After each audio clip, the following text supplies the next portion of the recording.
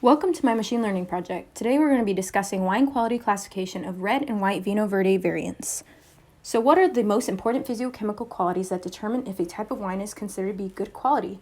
I used two data sets called wine quality red and wine quality white, where every wine contains attributes like fixed acidity, volatile acidity, citric acid, and more, and impacts the output variable, which is a score quality between 0 and 10. And the goal of this project is to create a classifier that predicts which physiochemical properties make a wine good quality and whether those properties differ for red versus white variants. To achieve classification, we convert the quality score output variable, which ranges from 0 to 10, to a binary output. So the model will output a score of 1 for good quality wines with quality scores above 7 and output a score of 0 for those below the threshold value. So here we have our setup and data import. We import our libraries and read in the data sets. The red wine data set contains 1,599 samples in the set. And here you have the attributes and columns information. And the white wine data set contains 4,898 samples in the set.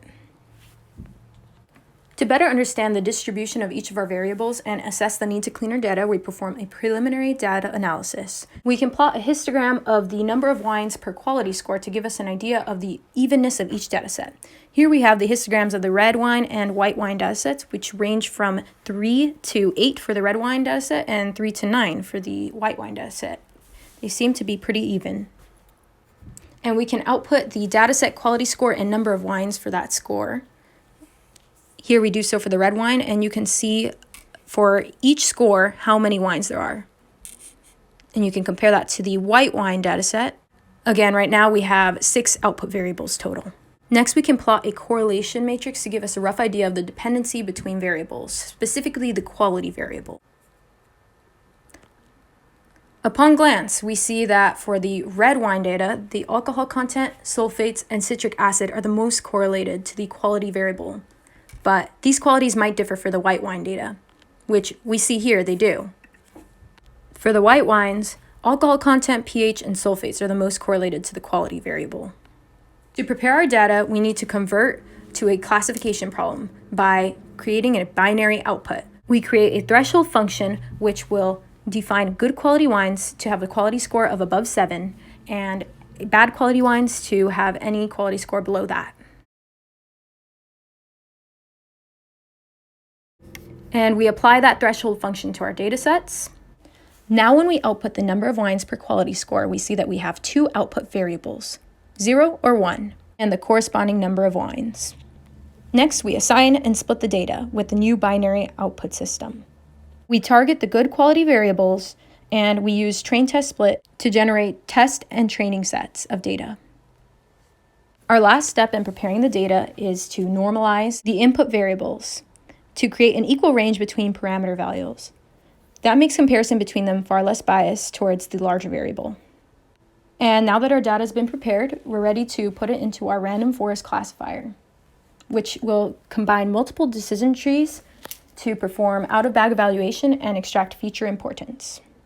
We train our model and make predictions, and we're able to print out a classification report. Here you can see for the red wine classification report, a reported weighted average of 0.91.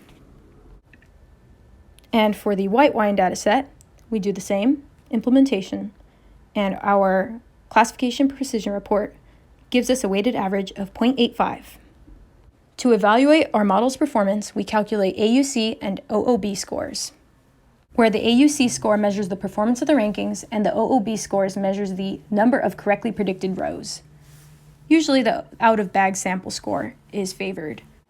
For our red wine dataset, we output an AUC score of 0.919 and an out-of-bag score of 0.898, and we visualize the tree.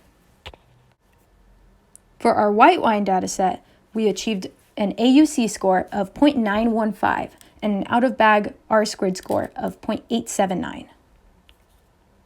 Since our white wine dataset had a much larger sample size, an accuracy of 0.879 is probably the best estimate. Our random forest classifier outputs feature importances and their coefficients, which will add it to 1, and we can graph them to understand which features impact the quality of the wine the most.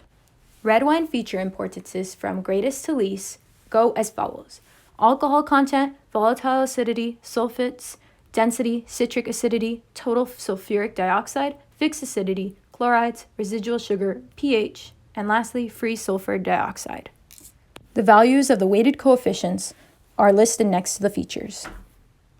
White wine feature importances from greatest to least go as follows. Alcohol, density, volatile acidity, residual sugar, chlorides, pH level, free sulfur dioxide, total sulfur dioxide, sulfates, citric acid, and fixed acidity, which is a completely different feature ranking from the red wine.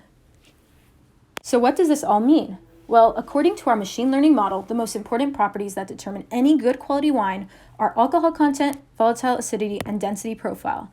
But the physiochemical properties which make a good quality wine differ depending on the wine type.